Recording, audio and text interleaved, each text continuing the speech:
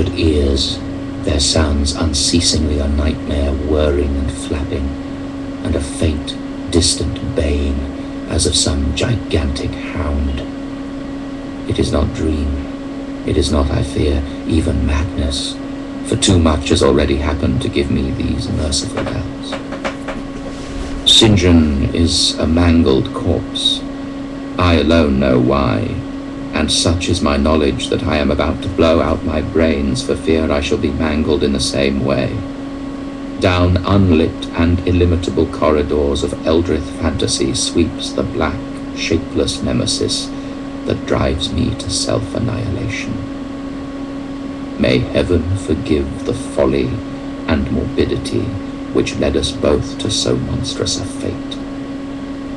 Wearied with the commonplaces of a prosaic world, where even the joys of romance and adventure soon grow stale, St. John and I had followed enthusiastically every aesthetic and intellectual movement which promised respite from our devastating ennui. The enigmas of the symbolists and the ecstasies of the pre-Raphaelites, all were ours in their time, but each new mood was drained too soon of its diverting novelty and appeal. Only the somber philosophy of the decadents could help us, and this we found potent only by increasing gradually the depth and diabolism of our penetrations. Baudelaire and Huysmans were soon exhausted of thrills, till finally there remained for us only the more direct stimuli of unnatural personal experiences and adventures. It was this frightful emotional need which led us eventually to that detestable course which even in my present fear I mention with shame and timidity, that hideous extremity of human outrage, the abhorred practice of grave robbing. I cannot reveal the details of our shocking expedition, or catalogue even partly the worst of the trophies adorning the nameless museum where we jointly dwelt, alone and servantless. Our museum was a blasphemous, unthinkable place, where with the satanic taste of neurotic virtuosi we had assembled a universe of terror and a secret room far, far underground, where huge winged demons of basalt and onyx vomited from wide grinning mouths weird green and orange light, and hidden pneumatic pipes ruffled into kaleidoscopic dances of death, the line of red charnel things hand in hand woven in voluminous black hangings. Through these pipes came at will the odors our moods most crave. Sometimes the scent of pale funeral lilies, sometimes the narcotic incense of imagined eastern shrines of the kingly dead, and sometimes, how I shudder to recall it, the frightful, soul-upheaving stenches of the uncovered grave. Around the walls of this repellent chamber were cases of antique mummies alternating with comely, lifelike bodies, perfectly stuffed and cured by the taxidermist's art, and with headstones snatched from the oldest churchyards of the world. Niches here and there contained skulls of all shapes and heads preserved in various stages of dissolution. There one might find the rotting, bald pates of famous noblemen, and the flesh and radiantly golden heads of new buried children. Statues and painting there were, all of fiendish subjects, and some executed by St. John and myself. A locked portfolio, bound in tanned human skin, held certain unknown and unnameable drawings, which it was rumored Goya had perpetrated but dared not acknowledge.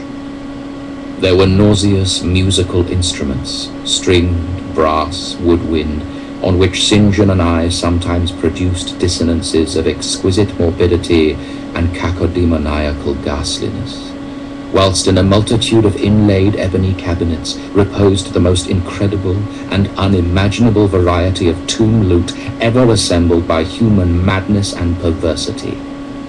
It is of this loot in particular that I destroy it long before I thought of destroying myself.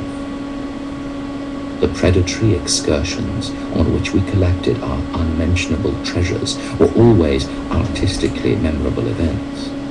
We were no vulgar ghouls, but worked only under certain conditions of mood, landscape, environment, weather, season, and moonlight. These pastimes were to us the most exquisite form of aesthetic expression, and we gave their details a fastidious technical care. An inappropriate hour, a jarring lighting effect, or a clumsy manipulation of the damp sod would almost totally destroy for us that ecstatic titillation which followed the exhumation of some ominous, grinning secret of the earth. Our quest for novel scenes and piquant conditions was feverish and insatiate. St. John was always the leader, and he it was who led the way at last to that mocking, accursed spot which brought us our hideous and inevitable doom. By what malign fatality were we lured to that terrible Holland churchyard? I think it was the dark rumour and legendary, the tales of one buried for 5 centuries, who had himself been a ghoul in his time and had stolen a potent thing from a mighty sepulchre. I can recall the scene in these final moments. The pale autumnal moon over the graves, casting long, horrible shadows, the grotesque trees drooping sullenly to meet the neglected grass and the crumbling slabs, the vast legions of strangely colossal bats that flew against the moon, the antique ivied church pointing a huge spectral finger at the livid sky, the phosphorescent insects that danced like death fires under the yews in a distant corner, the odors of mold, vegetation, and less explicable things that mingled feebly with the night wind from over far swamps and seas, and, worst of all, the faint, deep-toned baying of some gigantic hound, which we could neither see nor definitely place. As we heard this suggestion of baying, we shuddered, remembering the tales of the peasantry, for he whom we sought had centuries before been found in this self-same spot, torn and mangled by the claws and teeth of some unspeakable beast.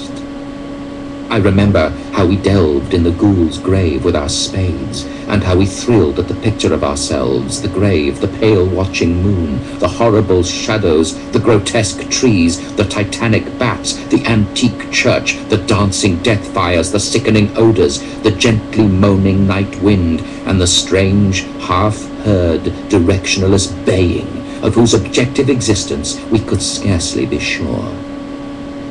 Then we struck a substance harder than the damp mold, and beheld a rotting, oblong box crusted with mineral deposits from the long undisturbed ground. It was incredibly tough and thick, but so old that we finally pried it open and feasted our eyes on what it